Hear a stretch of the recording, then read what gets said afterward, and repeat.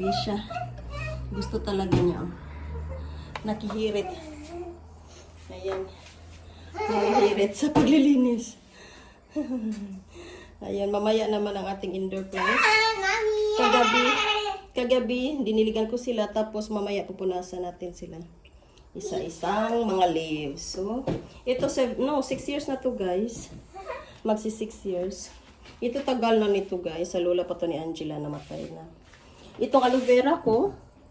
Ayan, pamatay na siya guys. Pero sana mabuhay. Makabawi. Ayun. Every 15 days lang to yung dilig niya. Ayan. So, ayan na. Ating 49 Croatia. Help down niya ako. Pagkain ng aming pusa. And, yung itatanim pa namin guys, ito yung during autumn. Spinach. Or spinach. Spinach. Ayan, at blitva. So, itatanim pa namin yan.